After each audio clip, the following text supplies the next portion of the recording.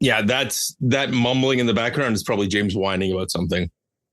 Oh, that's okay. Can you actually hear him whining? Not really. Okay, well, bonus sound effects for the podcast today. Teenage children feel entitled when you get a new car. Yeah, so you got a new car. Well, we had to because my other car is 14 years old. And you now have how many licensed drivers in your house? 3. And soon to be? Oh, yeah, 4, I guess, technically. Yeah, I guess if Mandy's going to get her license this summer, that's not good.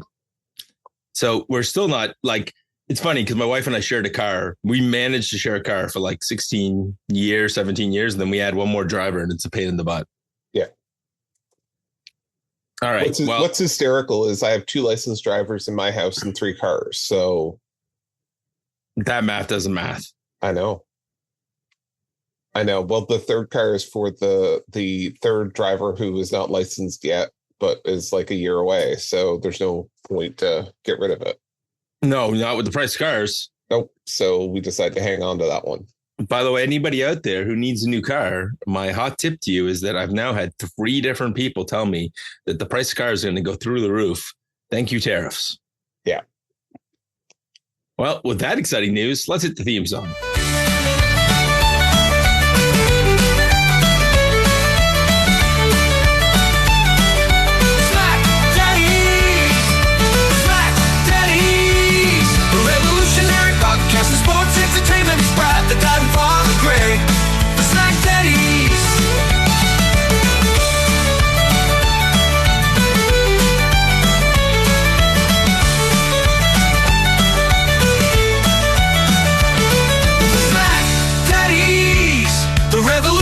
Podcast of sports entertainment is Brad, the dad and father Greg, the Smackdaddies.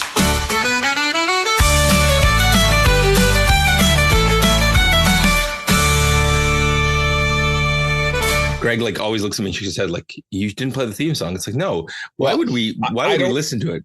I don't know if you've Def Rebelled us now or not. Oh, I did not Def Rebel us. Don't worry. We should have that short theme song. Probably use it next week because you won't be here and I'll be covering a SmackDown before Saturday night's main event. Yeah, that's true. I will be on special assignment next week and hopefully I'll be back the week after. We'll see. I definitely won't be here in I guess 3 weeks time. So like we're playing a dangerous game at this point. Fast and loose.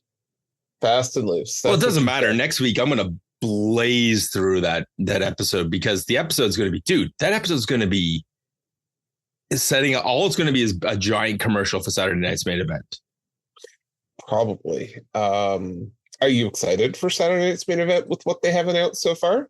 I am excited for Saturday night's main event. Okay, well, let's get to this week's episode. That way we no. Yeah, like I feel like you're skipping foreplay and things. I have news for you this week. Okay. All right. So I'm gonna hit the news.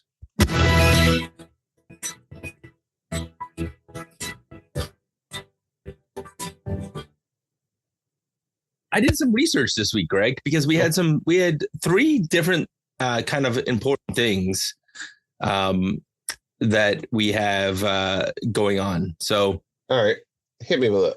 So let's start with the passing of Sabu, who just wrestled on WrestleMania weekend in his quote unquote retirement match, which I guess now is his actual retirement match. Yes. So he died. There's no real cause of death. There is some controversy because apparently he was on some sort of substance to get through the match, which, yeah, shocking. But the surprise. Real thing, yeah. I mean, you know, that controversy aside, I just really, because we don't really talk about the controversy stuff, Greg. Let's just talk about when were you first introduced to Sabu, and when you think about Sabu, what you think of? Mayhem. It's a good word association. That's the best word association. I mean, obviously ECW is my thought, where my mind goes to when you talk Sabu, right? So, I mean, there's so much great matches with him in ECW, but yeah, I don't even know if I could pick one right now. No, and I think about ECW. I think about he's a guy that was, was born in a wrong time. And I also think about recently, if you go back and watch the Dark Side of the Ring from this week, because his uncle, the Sheik, was the profile character and Sabu was heavily interviewed for. Oh, so really? It's like, yeah. And that came out this week after he died. Crazy. It was wild watching it because you're just like, oh my gosh, Sabu. Like now it's next season's going to be him. Yeah. I'm only sad that he's another guy that should have gotten the WWE Hall of Fame treatment. And now he's going to get the posthumous one. And I think it would have meant a lot to him to go in before he died. Yeah, for sure. For sure. But I mean, it's not much you can do at this point. And thoughts and prayers to Jim Ross, because Jim Ross recently provided a health update, and Jim is got a cancer scare again. So yeah, it's colon cancer. So yeah, that's too bad. Too bad. And the last one was a fun one. Greg Bailey took a bunch of the released wrestlers and took them out for dinner. Oh, really? Yeah, I saw that this week, and I thought I didn't know if you saw that. So a bunch of the released wrestlers were taken out for dinner. She posted one picture on social media without any faces, just saying that the friendships don't end. So it was just, I thought that was really classy. And yeah, shout out to Bailey for, being awesome. Well, there's one thing now that we're talking about this sort of thing. There's one other thing that came up that piqued my interest. Give me a minute. Let me go and pull this story again that I had up earlier. There's currently this is from Figure 4 Online, with Business Insiders reporting that Hulk Hogan's beer brand, Real American Beer, is planning on making a play on the Hooters restaurant chain. Oh my gosh! Property. Does that mean we get to see different Hooters? We're going to see Hulk Hogan's pecs? I don't know, but I thought it was interesting to say the least. That could very well happen with Hulk Hogan's beer brand potentially picking up Hooters. Yeah, that will be a very I don't know. Do we get Real American?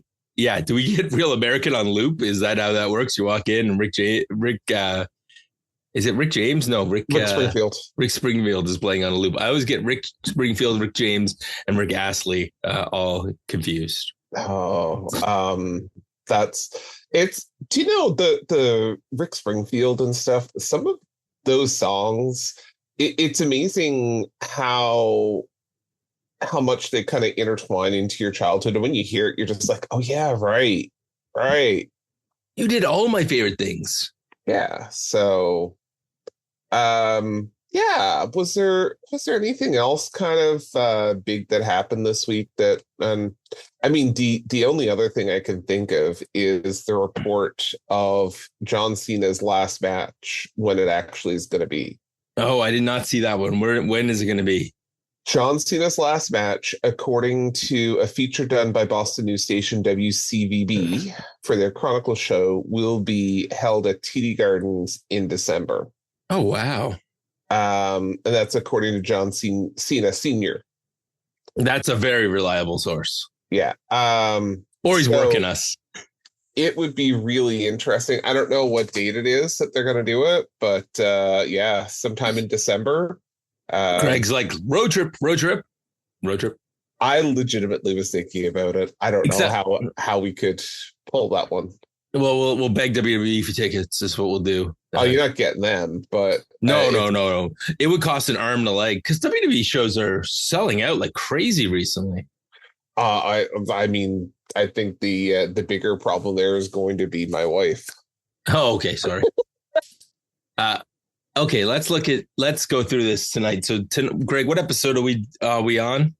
You had to ask that, didn't you? Well, I always ask it. It's usually in your notes. Like you normally your notes. I usually do, and I didn't have it up. It's episode number 1343 from the Greenboro Coliseum in Greenboro, North Carolina for this week's SmackDown. Okay, so I don't know what to call this group as we start the show with the arrival of are they the new bloodline? Are they the new bloodline? Are they the new bloodline? I don't even know what to call these people. Does it matter?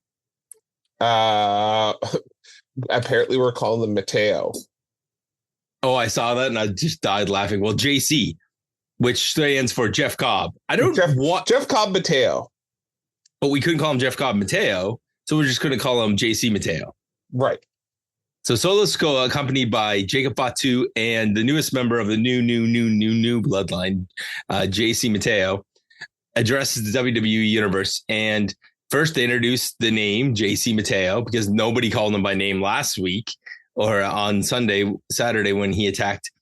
Oh, that was something I meant to ask you, Greg, before we get into this. What about this is like what happens when our meds haven't kicked in.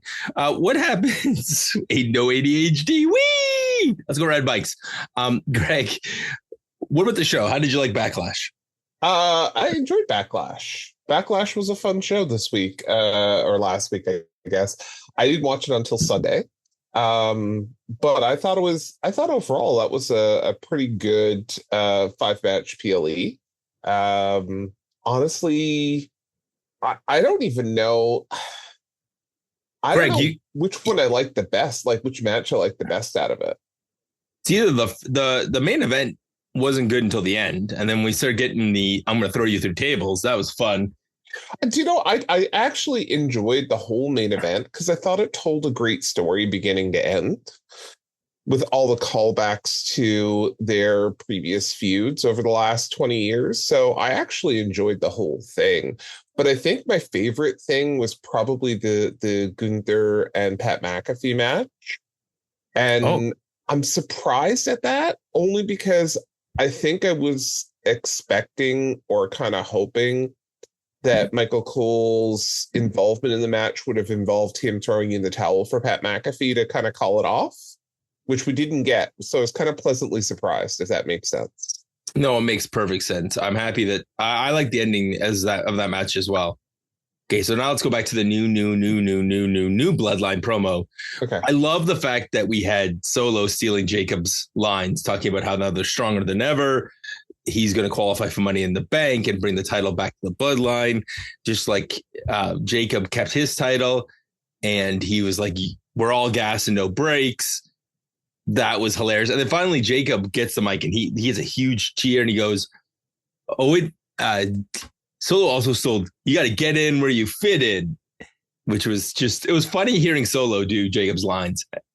Anyways, they basically jimmer jammer. Solo is clearly thinks he's in charge, but I think Jacob's actually still in charge.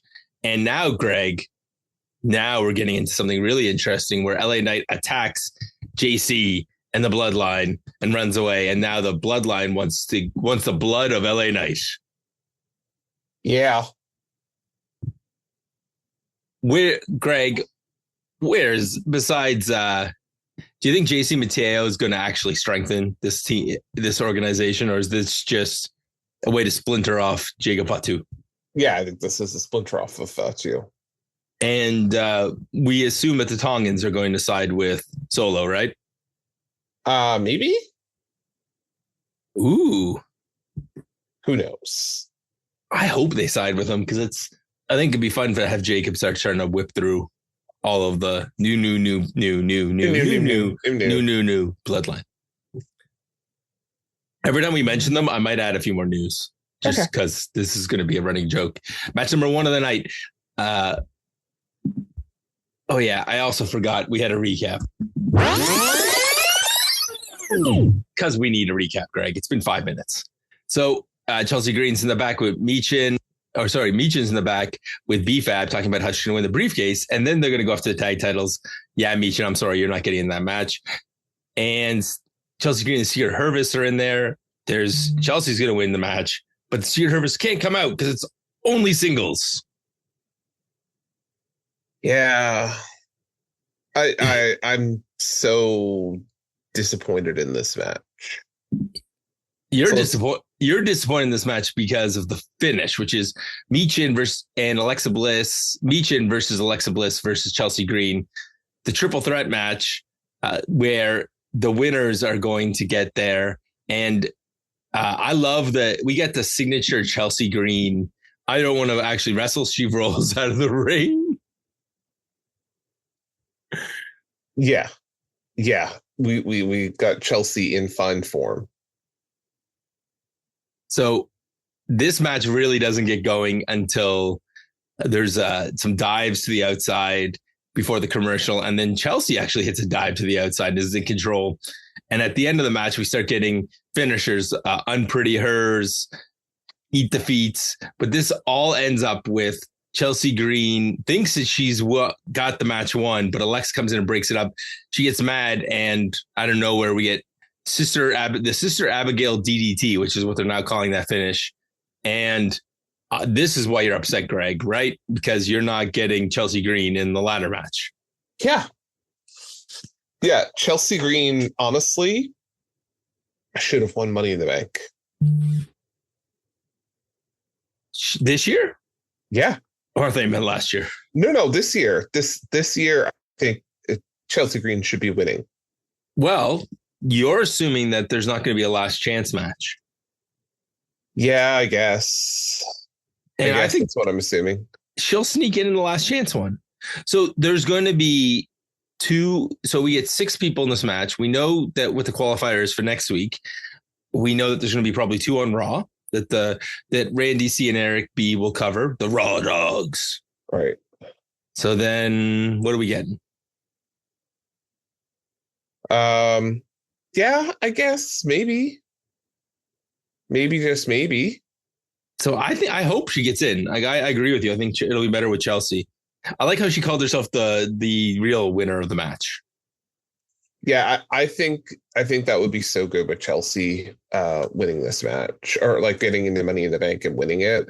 I mean, I know Alexa's got to go in here, and that makes sense. But yeah, Chelsea, like, can you just imagine the stuff that Chelsea would pull with Money in the Bank briefcase? Yeah. Oh, I can't. I think it'll be fantastic. And this one was pretty obvious that Alexa was going in, but next week's match, well, we'll get to that. What about so recap number 2? The chaos with the tag division last week, including Faxiom beating DIY and the Motor City Machine Guns, and Faxiom getting beat up by DIY. Sorry, the Faxiom beat the tag champs. They beat Street Profits. Dude, what's this tag division? It's just constantly in flux. Constantly in flux. You're absolutely right. That's the best way to describe that. I feel like we should be tithing 10% of the tag teams over to Raw, though, because they have like 3. They need help. They need lots of help. But we're not. I hope we don't give away either of these teams, which is DIY versus Faxiom. This match is all about how fast Faxiom is. Have you adjusted yet to seeing the speed of Faxiom? No. Honestly, it feels like both these. It feels like both the guys in Faxiom, are not able to pass a wellness policy test before they go out for a match. I really enjoy the shenanigans of DIY throughout this match, including when they threw, the barricade spot before the commercial break where they're both sitting on the barricade clapping. Yeah. What about Nathan Frazier? Nathan Frazier hitting after the hot tag, he hits the sling blade and then the standing shooting star. Yeah. Crazy. Like, the moves that these guys are doing are just nuts. And then the combos, like super kick, fairy tale ending combo. They called it a super kick when it was Frazier hitting a brain buster, but that's actually Faxiom's finisher. It's called the golden ratio. It's like a jump kick. The golden ratio. You get it? Because he's Faxiom, so he's all about math. That's a math joke, Greg. That's a terrible, terrible name. Like, what dad came up with that? I don't know. Okay.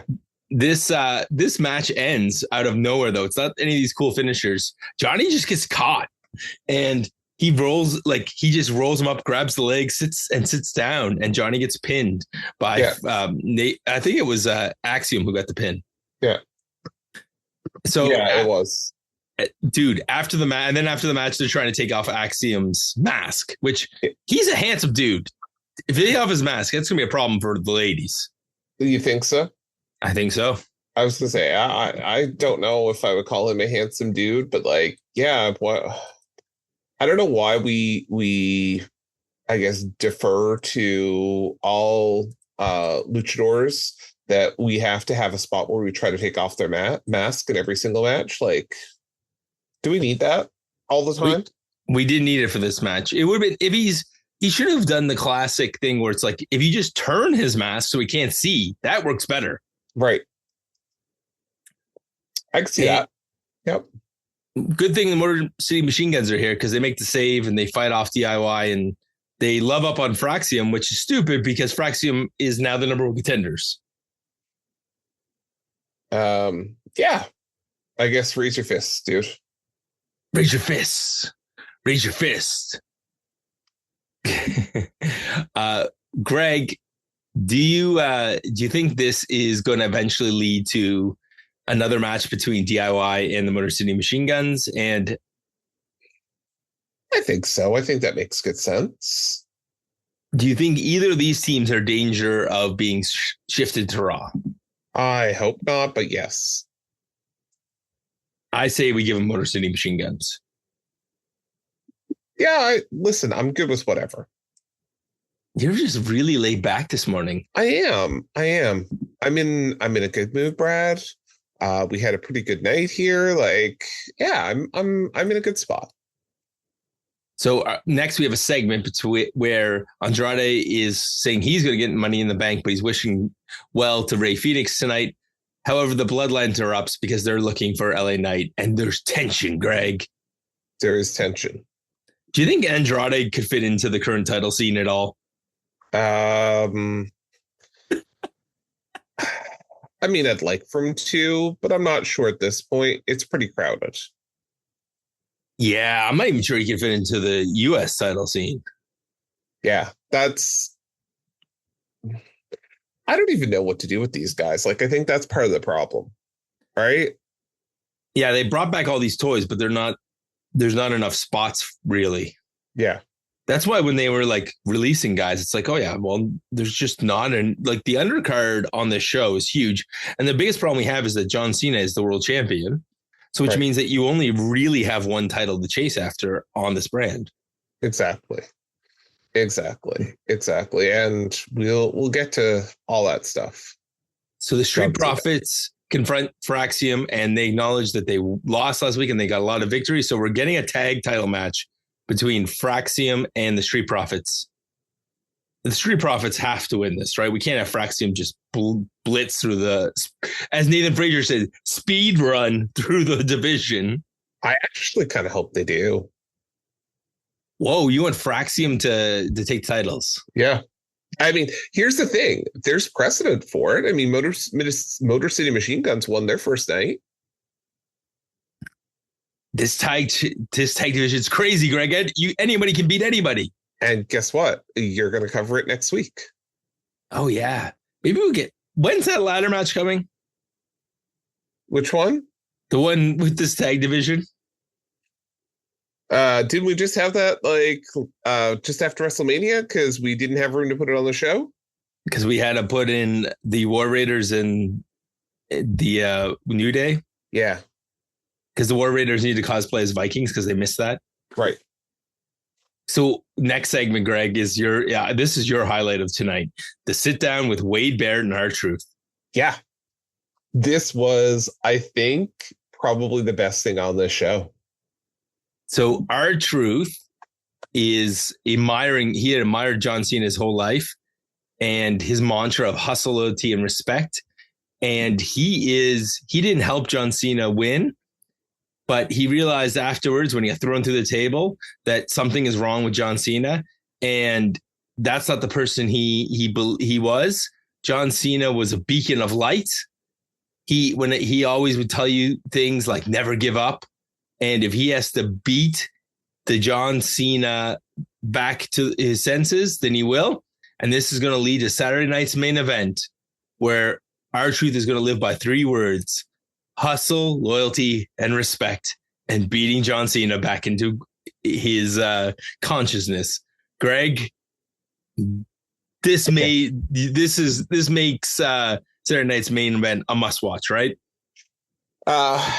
Yes, I hope that I am home and not watching this in a hospital bed. That's all I have to say. But yeah, it's Brad. Honestly, I thought when this started, when R-Truth was talking about that this wasn't John Cena, I didn't know if he was going to go with some weird conspiracy theory thing that, this was like some sort of John Cena clone and he's not the real John Cena. But they played this really, for lack of a better word, straight. Like, they played this very much as real, I guess, as you can call this. And man, they did such a good job. Such a good job with this. Like, we didn't get the, comedian R-Truth in this, but I think I'm more invested in this now than I was before. Yeah, it's I think we're ready for something pretty special that's going to happen. I hope so. I really do. So I like how we got the one wrestler came out into the crowd and the other one got filmed. This is Damian Priest challenging Drew McIntyre for Saturday night's main event for a steel cage match. That he's been stuck in this vortex of doom, and they need a definitive ending to this. Will this actually be the end of this? I don't think so. I think that this will continue on. I see this more so in the vein of, I hate to say this, the John Cena, Randy Orton thing we saw last week, right? I think you can see a Drew McIntyre oh my God. Oh, Damian Priest. His name escaped my mind for a minute. A Drew McIntyre and Damian Priest feud that's multi-year here. Ooh, I think if you separate them, that would probably be the simplest way to put a pause in this. Yeah. One of them should end up on the red brand at some point, and it'll probably be Drew McIntyre. I would not be opposed to that. Yeah, I think we could use a Drew break. And that's the beautiful thing about these rosters, the way they're set up, is that you can move characters around and... Right, exactly. Maybe somebody gets sent down to Mexico for a while. You could do that too. Now that you own AAA, you could do that. Greg, I am so excited for you. Because our next match is Aleister Black versus Carmelo Hayes. And Carmelo Hayes has managed to find himself again in a series of matches. So, okay, before this even starts, Aleister Black coming out, how much I've missed that. And I didn't realize how much I missed it until I watched it last night. But as someone we both know used to say, it's about the little things. And I don't know if you caught it. I didn't catch it live. I caught it while I was scrolling on my phone this morning. But you know how they have the LED boards that are going around where the barricades are? Yep.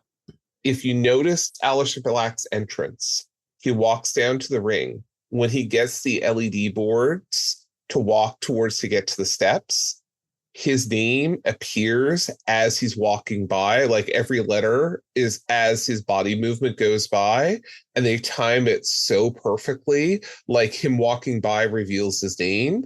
And I'm just like, what production value did they put into something like this, right? Oh, his whole entrance. He just seems so much cooler. It's the same. Nothing has changed other than the first name between AEW and WWE. Yeah. The only thing that has changed is the production values. Exactly. Yeah. Well, and how to use them. Right. And Carmelo Hayes having Miz as his hype man, like he also sounded cool doing his promo before the match. The best part about this match was actually the match is really good. Yeah. I actually didn't mind this. Like, Aleister Black and the Muay Thai type offense, man, it's just so good. And maybe it's seeing Carmelo Hayes get his ass kicked. I don't know. But I enjoyed this. So good. But the big thing about this is that you have two guys who can do some dives. So you have things like Carmelo Hayes or Aleister Black hitting his moonsault to the outside and Miz pushing Carmelo out of the way. And then Carmelo just rolling in and sprinting and then coming back out and hitting a dive of his own to the outside. Like, just awesome. Okay. So here's my biggest question as a result of this match. Wait, how much longer? Oh, wait, let's do the finish, because the finish is go to the finish. The finish is a couple times there's a miscommunication between Miz and Carmelo Hayes, and it results in the Miz taking a bump and not a finish because Miz is trying to get him to hit nothing but net. So finally Miz gets frustrated, attacks for the DQ. So technically Carmelo Hayes loses and Aleister Black wins. So Aleister Black is still undefeated. When the Miz tries to hit skull crushing finale, Aleister fights out, kicks Miz in the head again, but this time he gets clipped in the knee and we get nothing but net from Carmelo after the match. He stands tall, and I know what you're going to ask. Go ahead, Greg. Ask a question about how long this is going. No, that's not my question. I'm okay for this to go a few more, if I'm being honest. My question is, how much longer do we have to look at that god-awful Andre the Giant thing around Carmelo's neck? Like, seriously, at what point do we just give this up? Because we covered this last week. It's not Andre the Giant. It's Dre. He's wearing Dre. This is terrible. Stop doing this. You're making my head hurt. You're just mad because it's awesome. It's terrible. Meanwhile, the match is so great. I want these guys. I can tell you how this is going to go. Aleister Black is not getting in that Money in the Bank match. And I'm okay with that. Yeah, I'm pretty sure that Carmelo is going to screw him. That could work. That could work. Yeah. I'm okay with that. You know what? I was just thinking about this. So we have Money in the Bank. They're going to do 2 Money in the Bank matches, right? Right. They could do 3, and they could do one with the tag teams.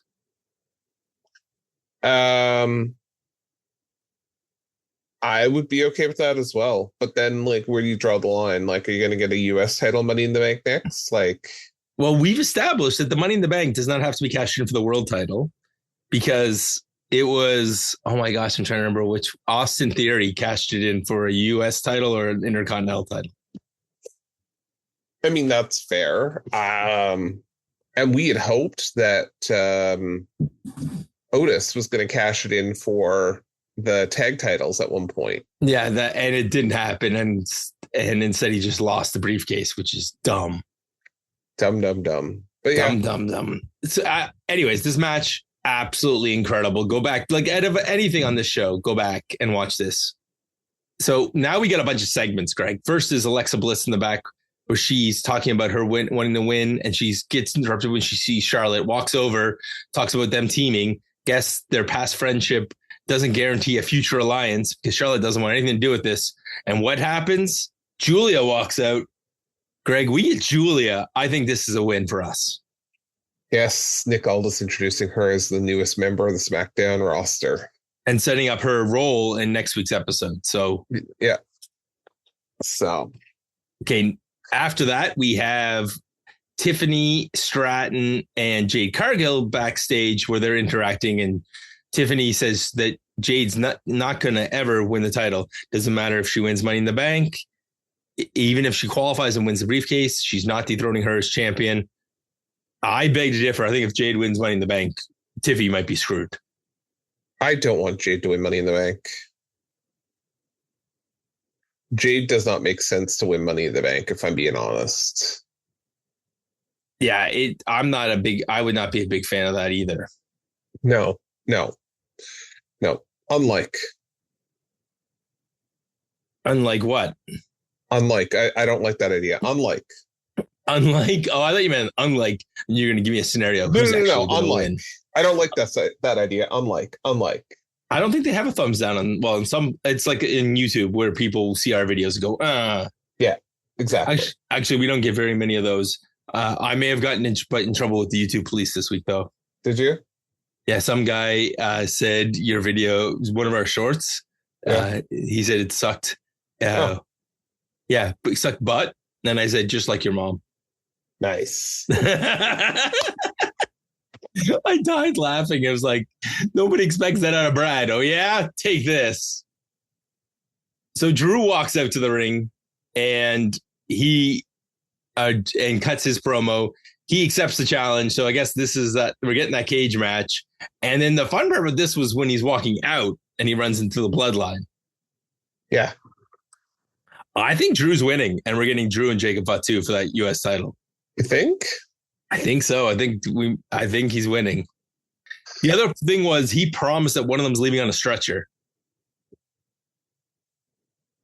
I mean, that's not the worst thing in the world either. It's a great way to put somebody out of the way if somebody needs a break. Yeah. Give them a little break with that. Boy, oh boy. And then from here, Greg, we get, I keep saying that this is the best match, but the reality is I think this might be the best match other than, I can't say that. With the ending, I'm not very happy. Solo Sikoa, Jimmy Uso, and Rey Fenix in a Money in the Bank qualifier. Yeah, that was surprising. I'm not sure that that's what I was expecting. I don't think I had that on my bingo card for tonight, but sure. Can I ask you a question about Nick Aldis' decision making? Sure. Go for it. Didn't the Secret Service get banned from ringside to make sure the match was fair? Yes. So why is the bloodline out here? Because this is the new bloodline. So those rules don't apply. She just needs to start making more people to her Secret Service. That way the rules wouldn't apply to her. The rules don't apply to me. Rules don't apply to me. The rules may apply to some of you fools, but the rules don't apply to me. Okay, that was musical intermission. Solo hits. Like, I love the fact when Solo starts hitting things like a spinning solo onto the announce table. The Doomsday device, it doesn't happen. I was so curious to see what was going to happen between the two brothers while Rey Fenix was being held up. And then Rey just rolls up Solo. I was like, damn it, that looks so cool. So cool. But eventually this just comes down to the fact that Solo hits a Samoan spike on Jimmy as he's distracted from the outside, and then he hits one on Rey Fenix. And yeah, the least interesting addition to this match. Why Solo? I don't understand.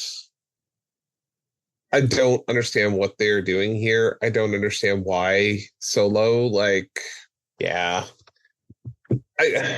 I'm not interested in the men's Money in the Bank. Not with this one as the first entry. And Right, next week we're either going to get Shinsuke Nakamura, LA Knight, or the third one in that one. Oh my gosh, the third one in that one. Yeah, Jake. So it's not. I mean, we didn't get Rey Fenix or Jimmy, and then in that other match, it's LA Knight, Shinsuke Nakamura, and Aleister Black. And Aleister Black's probably not going to be the one that goes in. So we're going to get probably Shinsuke. That would be at the way we're booking this match. Let's take guys who don't do high risk moves and put all of them into the ladder match. Yep. We'll get there in a second because LA Knight comes out, attacks the bloodline, stands on the table, nearly takes a bump on his arse while he's holding the chair, fighting out the bloodline. This leads to an impromptu match because Nick Aldis doesn't have a whole show booked. JC Mateo, LA Knight, come on down. You're the next contestant on The Price is Right. I mean, we love Nick Aldis, but that man has never booked 3 hours of television. Apparently not. Do you think he'll have 2 hours booked once we get back to 2 hours after the next 2 episodes? Doubt it. He'll have an hour booked and just like, well, I wonder what will happen tonight so I can put people. Throw him in a tag match. You're facing The Undertaker. You're getting sent to LFG. Hello. Okay, so the story of this match is that LA Knight can do really high rope, like jumpy things, but JC is so weird calling him JC. JC is just overpowering him, doing things like punches to the back and just some. Greg, you haven't seen a lot of JC wrestle before when he had his real name. Is it easier just to call him Mateo? Fine. Mateo doing the throws, dude. His suplexes look awesome. Oh yeah. Yeah. Yeah. And I don't know if I've seen anything that Jeff Cobb Mateo has wrestled in before. I'm trying to remember, but a little bit of AEW. You may have seen him as Jericho's hitman on AEW. Maybe. Yeah. So yeah, what we saw here tonight though was great. I mean, for someone, if you have no prior connection to JC Mateo, I think that this was a great introduction to him besides, the PLE. Also the flip, dude. That moonsault looked awesome. The moonsault, the Tour of the Islands to end this was great too. So yeah. So the trick with the Tour of the Islands is he goes basically catches the guy and he goes all the way in one direction, stops the momentum because he has such a good low center balance from amateur wrestling. And then he spins him all the way through in a spinning scoop slam. It always looks phenomenal. And he's done it to some big dudes. LA Knight is a large human being to catch and change momentum of. Right. So JC Mateo wins, LA Knight loses, but JC doesn't qualify for the qualifier for Money in the Bank. It's LA Knight. Yeah. So here's our latest recap. I think this was 4. Legato's falling apart, and Santos has a special surprise for Birdo and for Angel, but Angel has to get Birdo. Yeah. That's we'll see. And Shinsuke Nakamura's not afraid of Aleister Black. He's not afraid of the dark. And they're going to settle this in not a one-on-one match, but a qualifier for the ladder match. That's what we're getting. And Aleister Black is definitely being jumped by The Miz and Carmelo. Yeah, I think so. So I started noticing the time on this. It was by time this match started, we had about 15 minutes left. Right. And our main event of the evening is Nia Jax versus Tiffany Stratton. And you thought, what the hell are they going to do in 15 minutes? And they somehow I was like, thank God, because I don't want to see Nia Jax wrestle for more than 15 minutes. Yeah, well, that's fair. In fairness, I was sure Nia was going to get blown up in this match trying to chase around Tiffy, and she did a great job. I thought this was actually, Tessitore went and lost his damn mind during this match, but I actually really enjoyed this and was curious how they were going to kind of get through this match. And there was some bells and whistles, but it was the start before the commercial break when she hits the hip attack into Tiffy's head, squishing Tiffy's head between Nia's hip and the ring post. Yeah. Just phenomenal. I love how when we come back, we get a burst of energy from Tiffy and she does the crossbody from the top rope. That looks great. But Nia hits a pop-up Samoan out of nowhere, kind of gets things going. The other cool move was at one point, Nia's on the top rope and it looks like she's going to slam Tiffy, and Tiffy turns it into like a version of a DDT. Both of them are down. This is where we get Naomi comes out with a steel chair. She's going to mess up this match. Jade comes out. It's on site. The two of them fight to the back. Perfect timing, because that allowed them to hit that very ambitious spot and have some cover time to recover from and catch their wind. Right. This resets. We get a Samoan drop onto the desk outside. Tiffy's down after in the ring. We got some spots where Tiffy's like jacking Nia's head against the ring post, but Nia recovers. And eventually Tiffy's lying there. The finishing sequence is Tiffy's lying in the corner and she gets up and she tries to power bomb Nia while she's in for the Annihilator. And Nia just sits down on her. Yeah. Now, Greg, did you catch the spot that happened here after the 2 count and Tiffy kicks out? Is this the arm under the rope? She grabs the rope and then Nia gets up and argues with the referee. Did you go back and watch Tiffy? This is where Tiffy jumps up and she's over to the side? Well, no. So Tiffy is there and she does this one where she grabs her chest to make sure, like, did anything pop? And then she's readjusting her top to put in case something had fallen out. It almost looked like she was checking to see, my gosh, to make sure everything was there. Yeah. Did my implant survive being squished by Nia Jax? But she seemed to be okay. And this is where we have Nia go out and get the title. She looks like she's frustrated and she uses the title as a distraction. The ref gets distracted with the title. Nia comes back in with the chair that Naomi introduced. And then Nia gets booted in the head with the chair and eats the prettiest moonsault ever for the 1, 2, 3. Nia got to kick out of one prettiest moonsault earlier in the match, but she did not kick out of the second one. And I think she was bleeding pretty badly from that chair. That's what I was just going to say. Like, if you saw anything this morning, I noticed it live when it happened, but you saw the WWE doctor come right over. And I was like, okay, what's going on here? Like, which one of them got hurt in this? And then you see backstage, Nia is busted open. Yeah. Just a really good Nia Jax match. And I hate to give Nia Jax credit because I'm not a big fan, but this was an excellent match. And a big shout out to the producer of this match who brought in Jade and Naomi to keep all of these threads together, but also to allow them to hit a really ambitious spot and have a few minutes to catch the wind. Yeah. Overall, Greg, this was a heck of a SmackDown. I think so. So the perfect timing for you to take a break, and let's go to the synopsis. This is your SmackDown synopsis. Your SmackDown synopsis is brought to you by the following commercial. Promotional consideration paid for by the following. Are you looking for the best Raw review on the internet, or the worst one, depending on who you ask? Check out Randy C. and Eric B., the Raw Dogs. They'll be covering Monday Night Raw here on the Hub for Draw Straws Raw.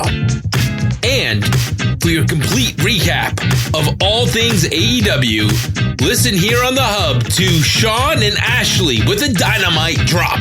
They'll be dropping fresh new episodes Thursday nights or Friday mornings, each week on the Hub. And hey, Aleister, book me a fight to Nova Scotia. Aleister, is there a Home Depot or a Home Goods store somewhere in Nova Scotia where I can get a sledgehammer and a thing of paint? Just asking. I love when Greg bops his head and he's like, "You're gonna add that in post, right?" Yeah, I thoroughly enjoyed last week's sponsor. So it was great. I have a new one this week because I got a excellent. So yeah, you didn't hear it because I put those in post, but haven't heard it yet. I'll have to go back. Well, like I said in my group chat earlier, I said it to this one and then the one with Berkey and the Dynamite Drop one that I'm in with the Ashley? Boss.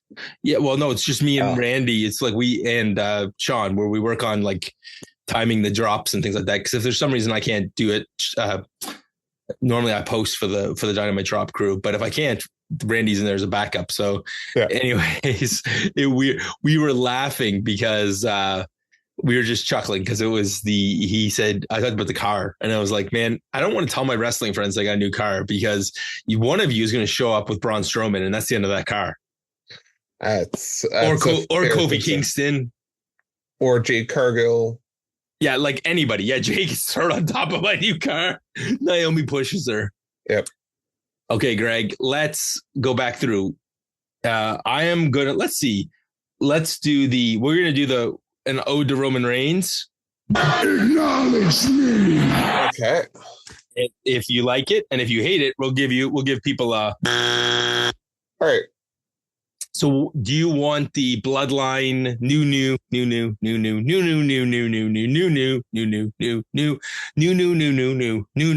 bloodline segment? No.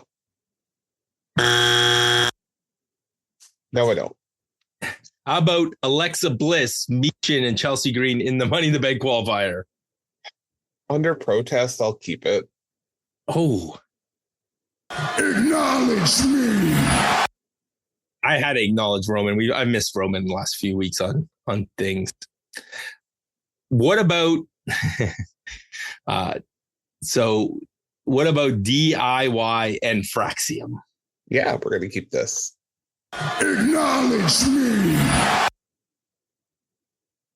How about Andrade and Rey Fenix and the chase with the new bloodline? Sorry? The Andrade. So it's Andrade and Rey talking, and then the new bloodline comes in, and they're seeking LA Knight. And no.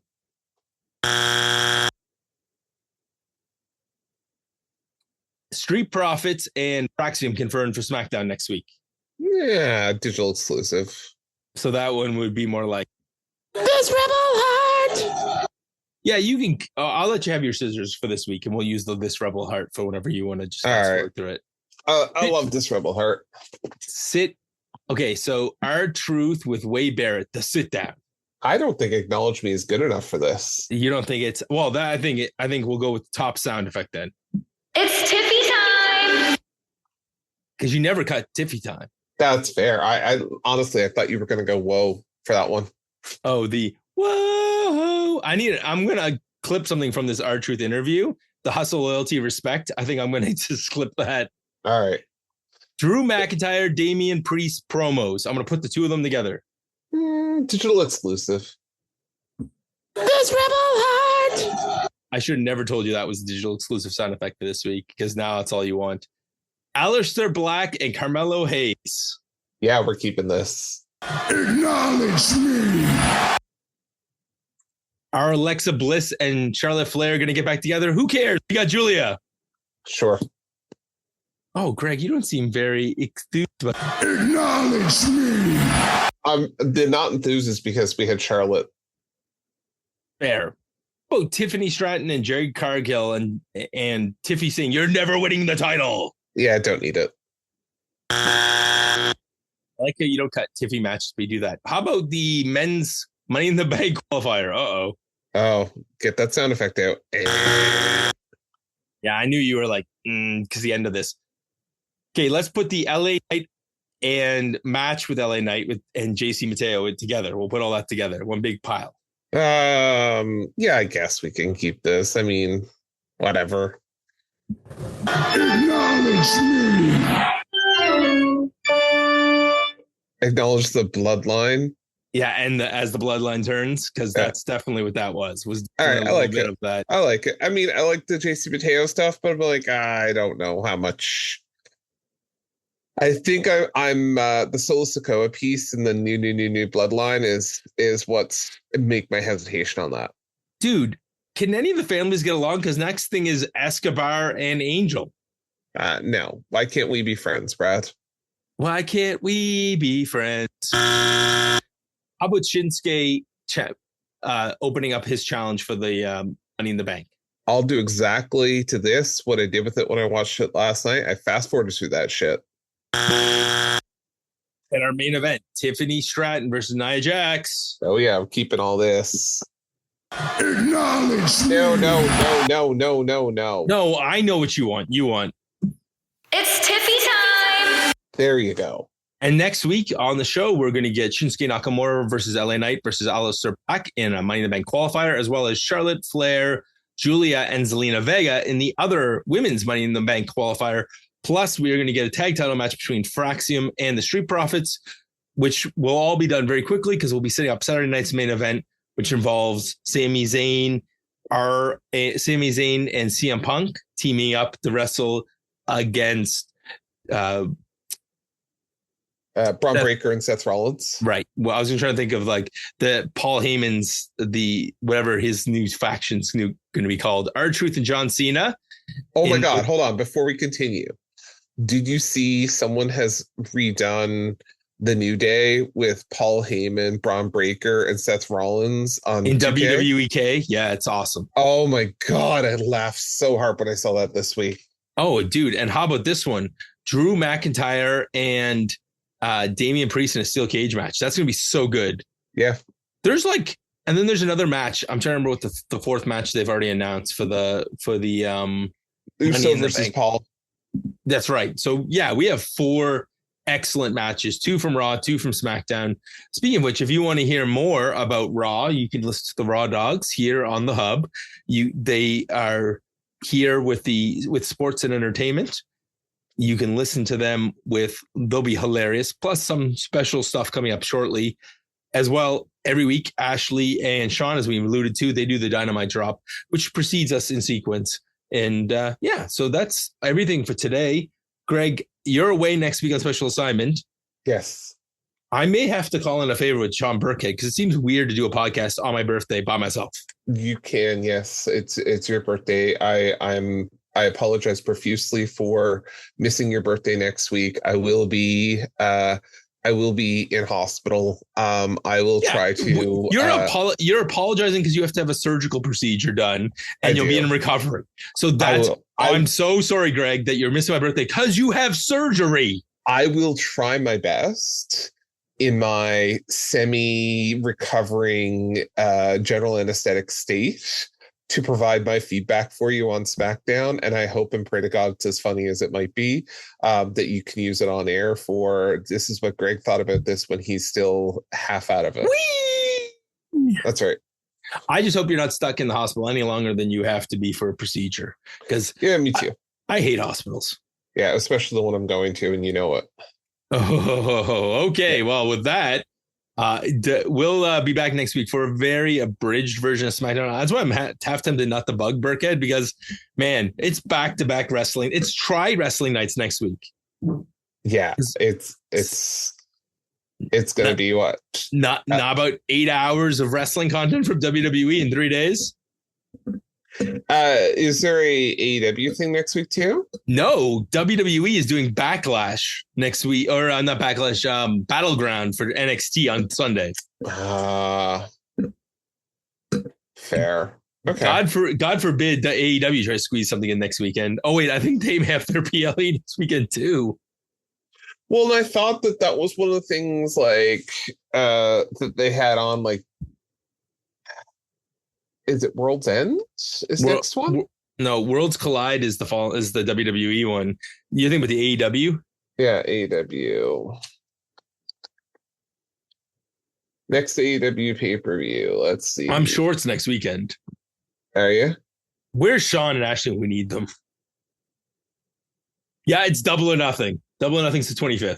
Yeah, and I thought so. I was like, wait a minute. I thought and I thought it was WWE initially like scheduling it at the same time just to really piss them off. Yeah, so WWE has 3 hours of SmackDown. Right. Mm-hmm. We have the 2 hours of Saturday night's main event the night before. And then you have, if you have Netflix in Canada, or if you have Peacock in the States, you can get the NXT PLE for free. $50 to AEW PLE pay-per-view or a PLE that you're already paying for. Yeah. Yeah. It's also weird though that I don't know why we don't get Saturday Night's Main Event on Netflix. Yeah, it's an NBC thing, and I really wish that they would license it for the market outside, because we're gonna have to watch it on. Well, I don't care. I'll watch it on YouTube. I prefer YouTube as a streaming service. So, do they have it on YouTube for live? For Canada, yeah, live. Canada? Yeah, I couldn't remember. So we'll be able to watch it live here in our those of us living in international markets will be able to watch it on YouTube live through the WWE YouTube. Gotcha. Or you can just turn on your TV to NBC because we get NBC in Canada. So yeah, but okay, fair enough, Greg. All right, there we go. So next week, speed run. And in the meantime, and in between time, check out all the other podcasts here on the Hub. And this podcast was brought to you by ADHD. I'm Brad. He's Greg. We the ones.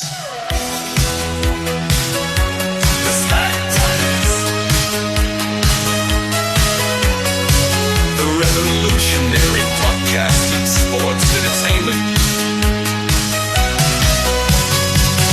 Father Greg and Brad, the dad bless you all, the lovely tales.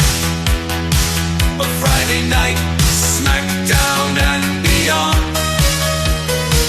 Go to the outer limits of your mind with the SmackDaddies.